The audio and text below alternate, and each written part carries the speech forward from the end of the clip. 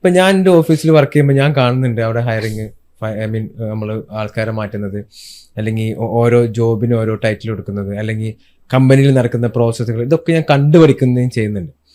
അപ്പോൾ ഇതൊന്നുമില്ലാതെ ഇപ്പം എനിക്ക് ബാക്കപ്പ് ആയിട്ട് കുറേ പൈസ ഉണ്ട്, എൻ്റെ ഫാമിലിയിൽ പൈസ ഉണ്ട്. ആ പൈസ വെച്ചിട്ട് ഞാൻ ബിസിനസ് ഡയറക്റ്റ് തുടങ്ങി. ഇപ്പം മേ ബി ഞാൻ ഈ പറഞ്ഞ ലേണിംഗ് ഒക്കെ നടത്തിയെന്ന് ഉണ്ടാവും മേ ബി. പക്ഷെ എനിക്കിതിൻ്റെ ഒരു പ്രാക്ടിക്കൽ എക്സ്പീരിയൻസ് ഇല്ലെങ്കിൽ എനിക്കിത് സക്സസ് ആകും എൻ്റെ ബിസിനസ്. ഈ വിഷയത്തിൽ എൻ്റെ ഒബ്സർവേഷനും എക്സ്പീരിയൻസും ഞാൻ പറയണം. എപ്പോഴും അങ്ങനെ ആയിക്കോളുന്നില്ല, ഒരു റെയർ കേസോ അല്ലെങ്കിൽ എക്സെപ്ഷനോ ഒക്കെ ഉണ്ടായേക്കാം.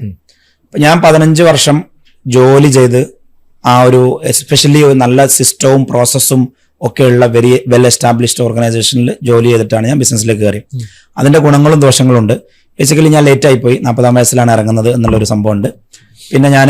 പിന്നെ ഒരു ചെറിയ കമ്പനിയിൽ ഇതിന്റെ മുമ്പ് ജോലി ചെയ്തിട്ടില്ല എന്നുള്ളൊരു പ്രശ്നം എനിക്കുണ്ട്.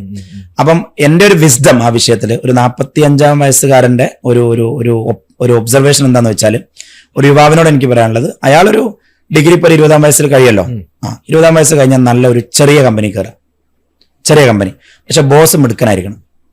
ബോസ് ഭയങ്കര മിടുക്കനായിരിക്കണം. അയാളുടെ അണ്ടറിൽ കയറിയിട്ട് ആ സ്മോൾ ബിസിനസിന്റെ HR-ഉം ഫൈനാൻസും സെയിൽസും മാർക്കറ്റിങ്ങും ERP അതും ഇതും സിസ്റ്റവും പ്രോസസ്സും അഡ്മിനും എല്ലാം പഠിക്കുക. എല്ലാ ഡിപ്പാർട്ട്മെന്റും കയ്യിലുത്തുക.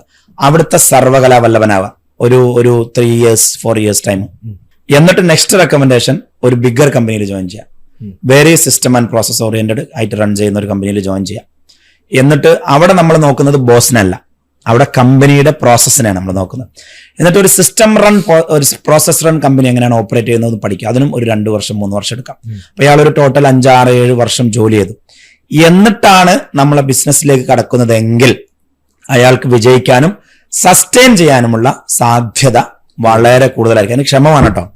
ഇപ്പൊ നമ്മൾ ഡിഗ്രി പഠിക്കുമ്പോഴേ നമ്മൾ ബിസിനസ് തുടങ്ങാനുള്ള ശ്രമത്തിലാണല്ലോ. അങ്ങനത്തെ ആളുകളിൽ ഞാൻ കണ്ടൊരു ഒബ്സർവേഷൻ പറയാം. അവർ ഡിഗ്രി പഠിക്കുമ്പോൾ ഒരു ആശയം കൊണ്ടുവരും, മുമ്പിലൊക്കെ നമ്മൾ കണ്ടതാണ്. എന്നിട്ട് അവർ കച്ചവടം തുടങ്ങും. ഇപ്പം ഇന്റർവ്യൂവിന് വരുന്ന പല ആളുകളും ശ്രദ്ധിച്ചോണ്ട്, നമ്മുടെ ഓഫീസിൽ ഇന്റർവ്യൂവിന് വരുന്ന പല ആളുകളും ശ്രദ്ധിച്ചോണ്ട്, അവർക്കൊക്കെ ഒരു അടുത്ത് റിസൈൻ ചെയ്ത് പോയ ആൾ ഒരു സ്റ്റാർട്ടപ്പ് തുടങ്ങി പൊട്ടിയ ഒരു ഹിസ്റ്ററി ഉണ്ട്.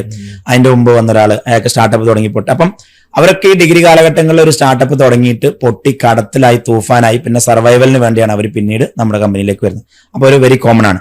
എന്നിട്ട് അവർ പിന്നെ വീണ്ടും അവരുടെ മനസ്സിൽ ആ സ്വപ്നം ഉണ്ട്, പക്ഷെ ബിസിനസ് സ്വപ്നം ഉണ്ടായി. പക്ഷെ അപ്പോഴൊക്കെ അവർ നമ്മളെ കമ്പനിയിൽ ഇരുന്ന് അവർ പഠിക്കുന്നത്, ഞാനിപ്പോ തുടങ്ങാൻ പാടില്ല, ഞാനൊക്കെ പൊട്ടിയതാണ്, പഠിച്ചിട്ടേ തുടങ്ങാവൂ എന്ന് പറഞ്ഞിട്ട്. അപ്പൊ അങ്ങനെ തുടങ്ങാം. ഈ കണ്ടറിയാത്തം കൊണ്ടറിയുന്നറില്ലേ. അപ്പൊ ശരിക്കും ഒരു വർക്കിംഗ് എൻവയറമെന്റിൽ പോയിട്ട് ആ ഒരു സർവകലാവല്ലഭനും ഒരു സിസ്റ്റം ഓറിയന്റഡ് കമ്പനിയും രണ്ടും എക്സ്പ്ലോർ ചെയ്യാതെ ഒരു ബിസിനസ്സിലേക്ക് വരുന്ന ഒരാള് പരാജയപ്പെടാനുള്ള സാധ്യതകൾ കൂടുതലാണ്.